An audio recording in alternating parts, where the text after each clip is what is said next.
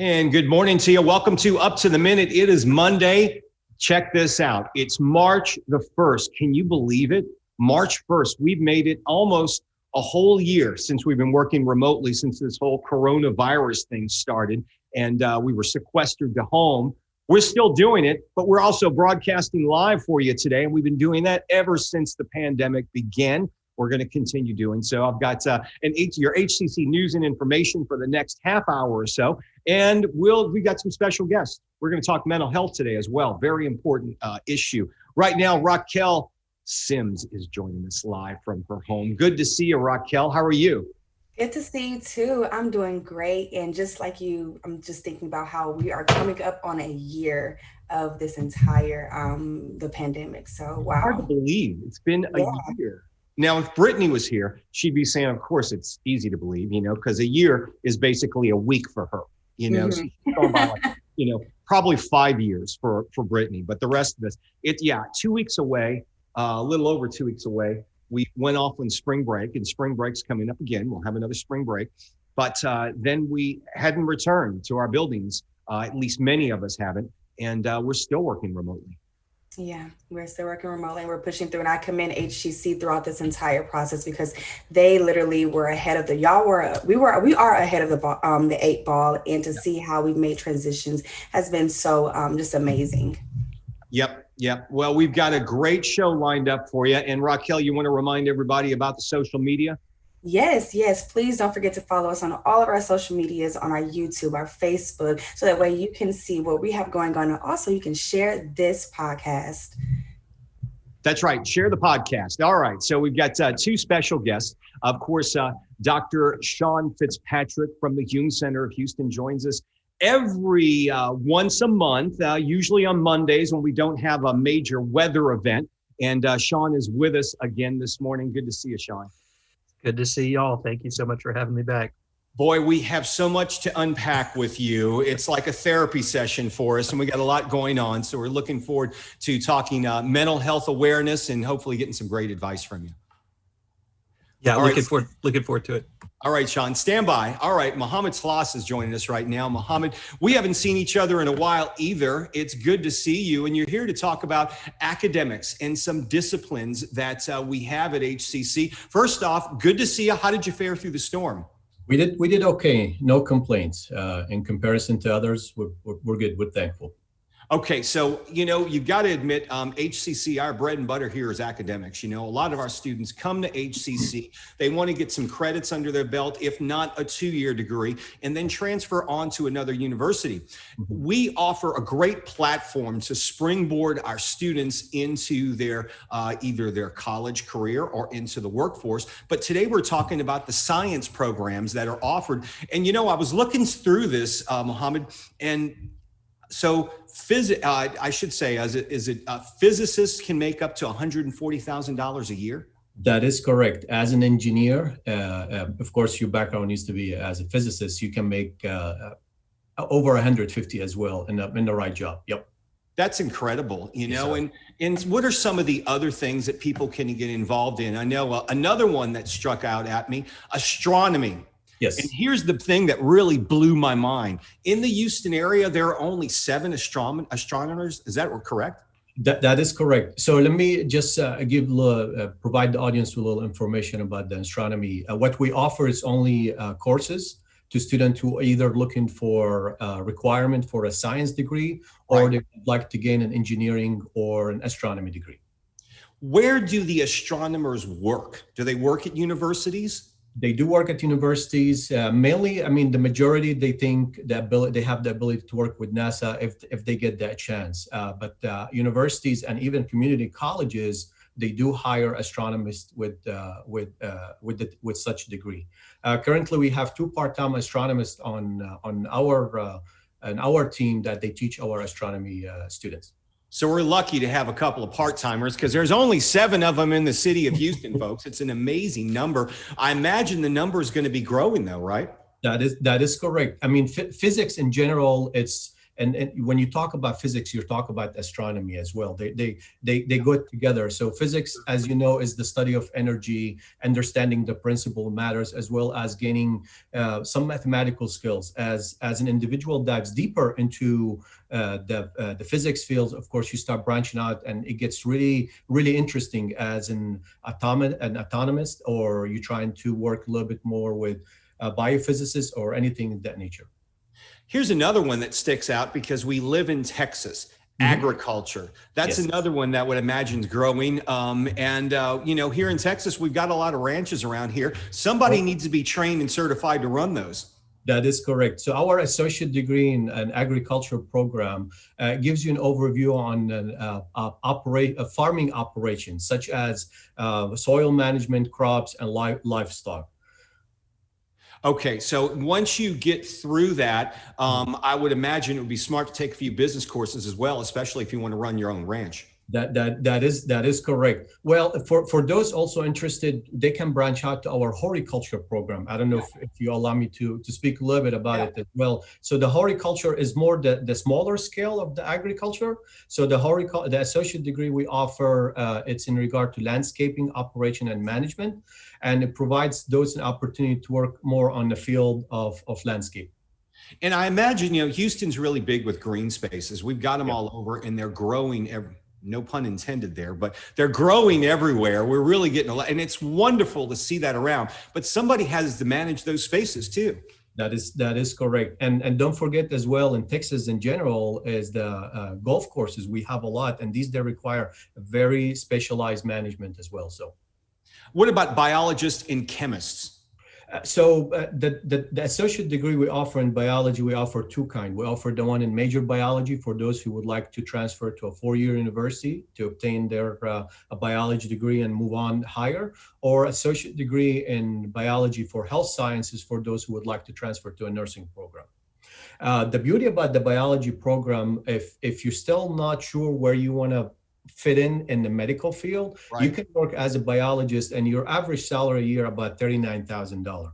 Now, chemistry that's the interesting part. If you're really into learning how substance interact based on proposition composition, then chemistry field is the one for you.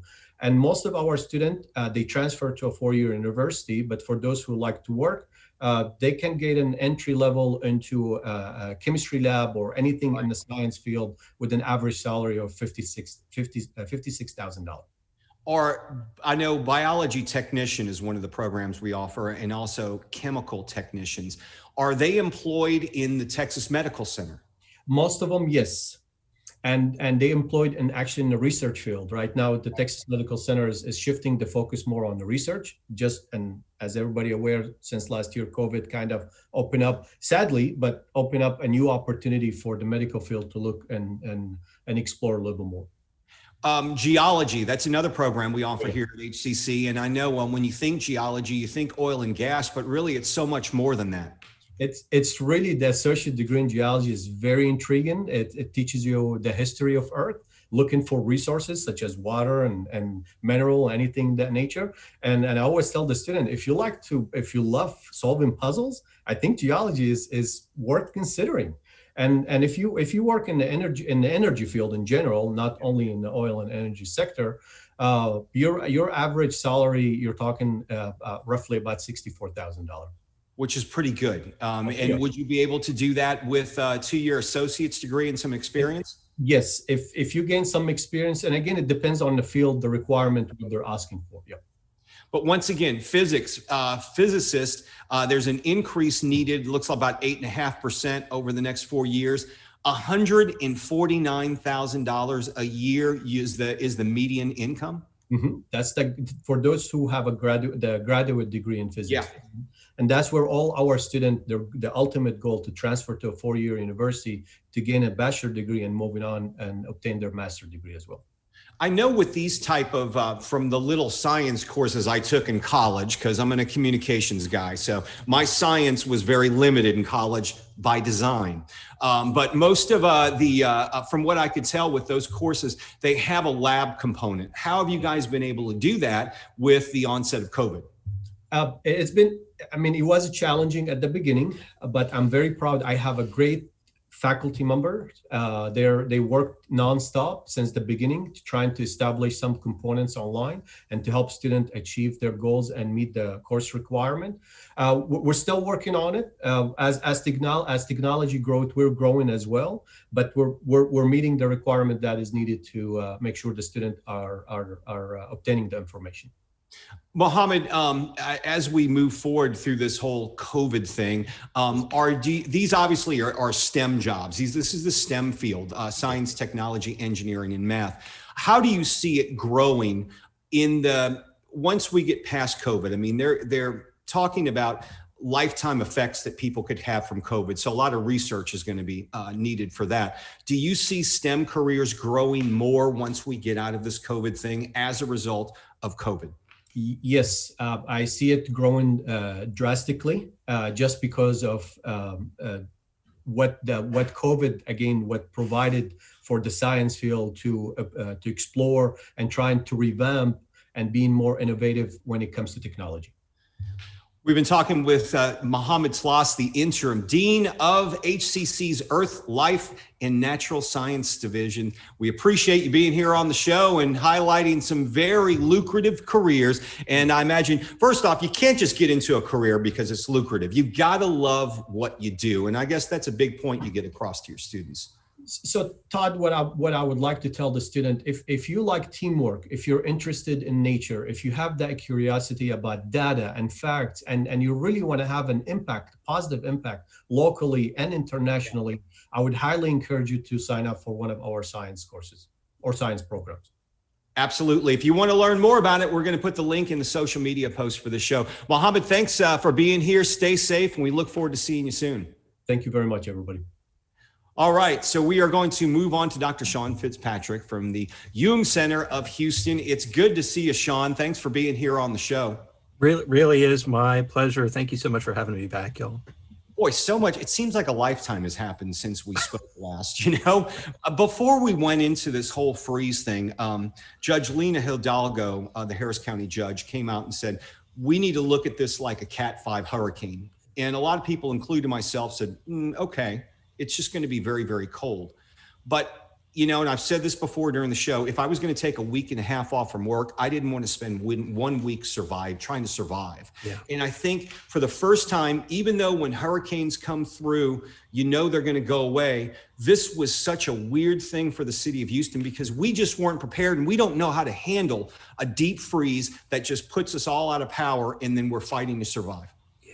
Yeah, that's absolutely the case. I've been thinking a little bit about it since then, right? The hurricane metaphor is what we know to do, right? Yeah. We know we know to prepare for that. We didn't know how to prepare for this, and the disruption. You know, there's a group called the Israeli Trauma Coalition, and they have I was very fortunate to take a training with them a couple of years ago, and they have an idea that they call continuities. And continuities in our life are these very simple things we never think about, on which our lives are built. Like every time I flip a switch, the power is going to come on, right?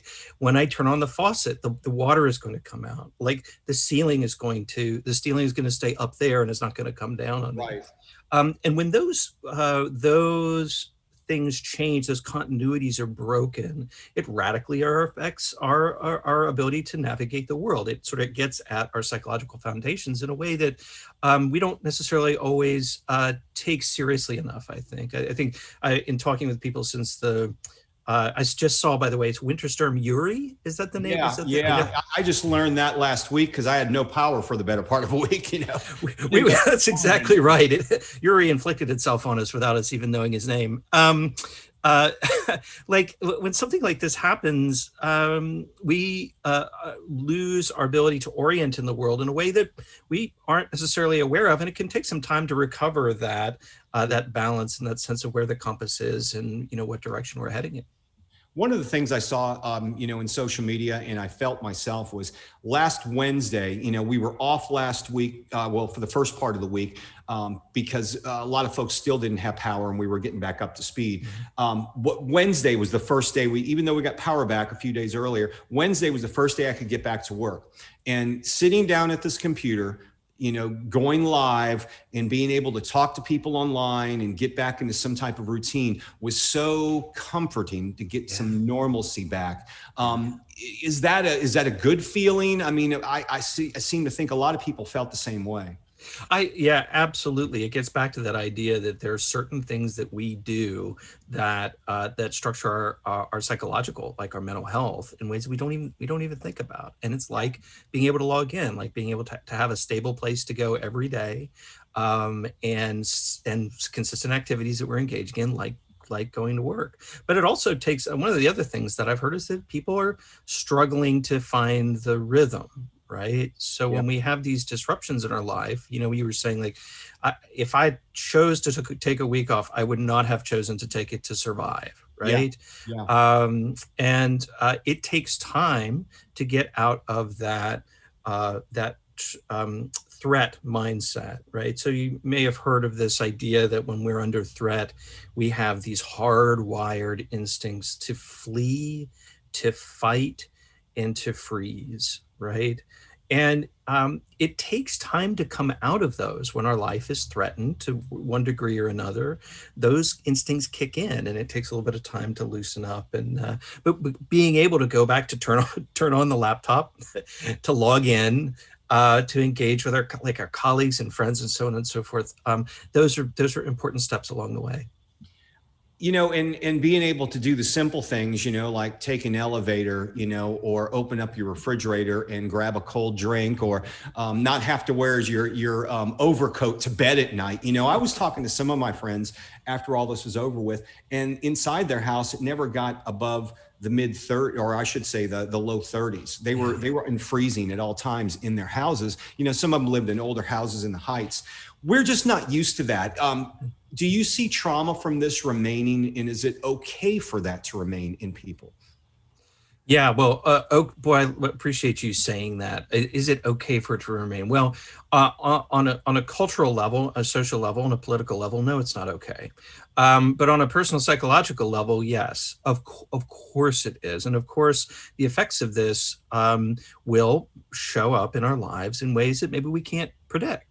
I have a hopeful thought about it, which is that I think that come May 1st or June 1st, whenever the beginning of hurricane season is, that a lot more of us are going to take more seriously the amount of water we have stored in our house and the contents of our pantry and so on, right? Well, that was going to be my next question, because I'm already starting to hoard water. I'm not like, putting, a gazillion gallons in my closet, but I'm grabbing, a gallon of water every time I go to the grocery, putting it in the closet just in case, and making sure we have more food than we would normally have. Is that a normal habit to have? Because I'm getting a little worried here that I'm starting to become a hoarder of food and water.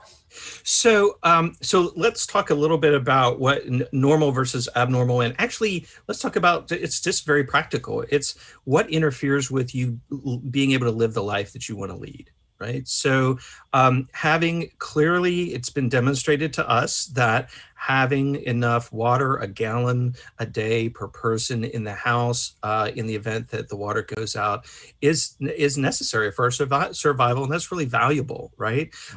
If you are creating a storehouse of food and survival supplies, that is increasingly occupying your time and resources. And that's what we want to pay attention to, and be concerned about. Because I imagine some people have spouses, that may go out to the store and buy a little bit more, saying, oh, we may need it. And here's the other thing, because you hit the kicker a little while ago. Hurricane season is not that far away. So how do you deal with, especially when you're dealing with family members or children, that you have to say, well, we've gone through a horrible freeze, but a few months down the road, we're going to have to really buckle down, because it seems like each year we get a massive hurricane heading our way. Yeah. So your question is about how do we deal with ourselves and each other about it. I think, there's a difference between, a meditation teacher taught me this a few years ago. He said, there's a difference between planning and worrying. And I found that so helpful. What is reasonable to plan for? Well, it is reasonable to plan for the loss of electricity in this region for perhaps up to 2 weeks. It is reasonable to plan for the loss of water. We've now had, we've all had an experience of this where some of us lost water 3, 4, 5 days. Some of us are still without water because of the repairs that are ongoing in our pipes and maybe for some time to come. So it's reasonable to expect that and to plan for it, right? Our region is changing. The climate is changing. It is reasonable to be planning for that, right? Taking steps to protect ourselves and to ensure our safety. Well, we've got a long way to go through hurricane season, but one way or another, we're going to make it through.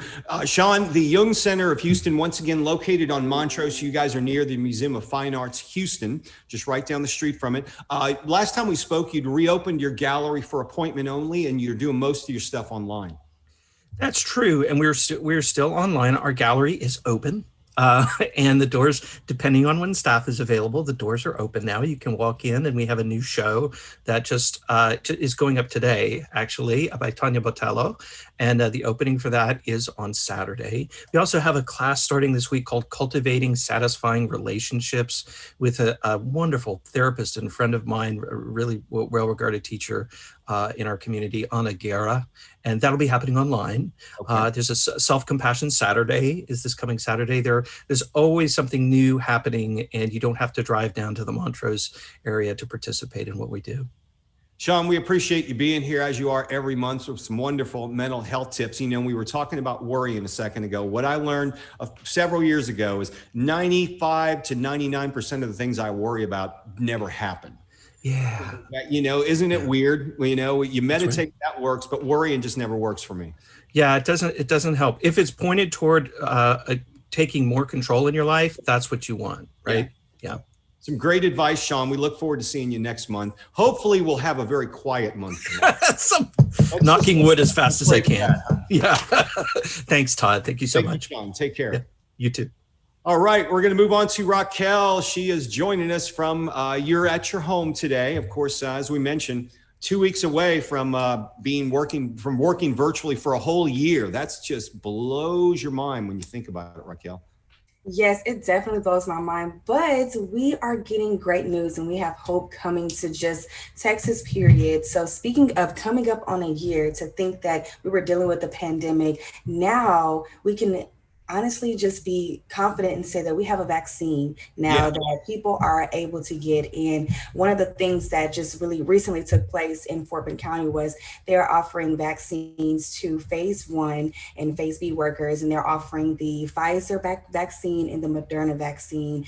And you can find out all information on the Fort Bend County Health website to figure out how you can register it. And they are only taking appointments, but just the thought of even a vaccine being available is really, really good. So just kind of like dive in, if you don't mind me, about what a phase 1 and a phase B individual is. Phase 1 are frontline healthcare workers and residents at a long-term care facilities. And phase B are people that are over 65 and people that are 16 and have health conditions that increases the risk of severe COVID-19 illness, including but not including all of the symptoms. So just make sure that when you are registering for your vaccine, pay attention to all of the guidelines and the requirements, so that way you can register successfully. So I wanted to kind of touch on that. So that's good to hear about that vaccine. And also I had a chance to speak with Ms. Alexa Azaparty, which is the Stafford campus librarian, and she just shared all of the resources that are still available to students. The libraries are, a safe place for students to go, and the fact that they don't have that and that hub, in the study sessions is kind of different. So she just shared multiple resources. And then also Fernanda Ramirez had a chance to speak with the Fort Bend Children's Discovery Center about new virtual initiatives that they're offering for children, for learning opportunities. So that's pretty much what's going on our end. And also, if you aren't doing so already, please don't forget to follow us on our social media platforms at HCC Stafford TV Studio, on Facebook and on YouTube, and on Twitter at HCC Southwest. It's SWTV Stafford. Thank you for having me, Todd, for real. Yeah, absolutely. All right. So folks, if you're looking now, we talked earlier about transferring to a 4-year university if you've taken one of our science courses. Well, you can do so. We've got colleges that are actually reaching out to us and trying to recruit our students, even in this virtual world. We have transfer fairs. We usually held them in person. I know they had a big one out in Stafford for many years, but we're doing them virtually this year. And we're allowing HC students to interact directly with reps from several of our university partners across the state, nation, and even the world. That's right, even the world. The next transfer fair is 4:30 to 7 p.m. tomorrow. It's free, of course, and you can join them online Tuesday, March the 2nd. Check back often with updates and opportunities to meet with your university representatives. Look for the link in the social media post for the show. Okay, rec sports, they're always busy, Raquel. Yes, one of our favorite student activities. They're always active. So this spring semester is underway. So Rec Sports has a lot of fun and fit virtual events. On Mondays and Wednesdays, they're doing deep stretching, which we all have to get that deep stretch in. And on Mondays and Fridays, they're also doing meditation and yoga to kind of just stimulate your mind. And on Tuesdays and Thursdays, they are doing boot camp and Zumba. And on Friday, of course, everyone's favorite, the twerk fitness. Right. That's right. Yes, the return of the V Sisters. Students and faculty and staff can register through the Presence or Goose Chase. And we will have those links in our post as well. And if you are looking for more information, you can reach out to sports@hccs.edu. Okay, even though you're young now, one day you'll be old like me and you'll be thinking about retirement. So it's never too early to think about retirement. We've got a shortcut for you. We're going to give you a jump start, the workshops for financial literacy during COVID. One of them happens next Tuesday. It's a workshop we're helping with 401ks, IRAs, savings accounts, and many more. It's a free event. Definitely tune on in, put a few dollars away every month. Trust me, when you get to be my age, you'll think, that's a brilliant idea. It's 3 to 4 p.m. Tuesday, March the 9th. You can check our events calendar, hccs.edu. You know, we were talking about the winter storm Uri earlier. A lot of our students were affected by this. Many of them, before all this happened, they had their hours cut at their job, maybe having problems making ends meet, or maybe they were laid off from a job. Well, we are trying to help with a winter storm emergency fund. And if you can help, we're taking donations. If you need to help, you can also check with our website to find out how those funds are available for you. It's not funds that you have to pay back, students. This is more or less like a scholarship, and they will help you pay for a number of things, basic needs like food, housing, access to technology. Maybe your internet went out. Maybe you haven't been able to get your internet back. Well, we've got funds available for you. Check your emails for our faculty and staff to contribute. Students will have a link in this post where you can get access to apply for these emergency funds. Okay, fast track training for free, Raquel. We've got one website which gives you all the programs where you can get tuition paid for.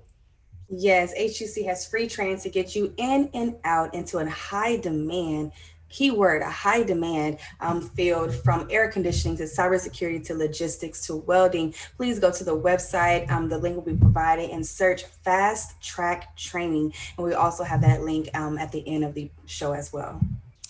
You know, one thing about HCC is we literally have year-round registration and enrollment. If you missed out on the fall or the second start semester, we've got 8-week semesters. We've got even shorter semesters. But you need to go to one website to learn what courses are available, to look at the learning options that are available. Some of them are online.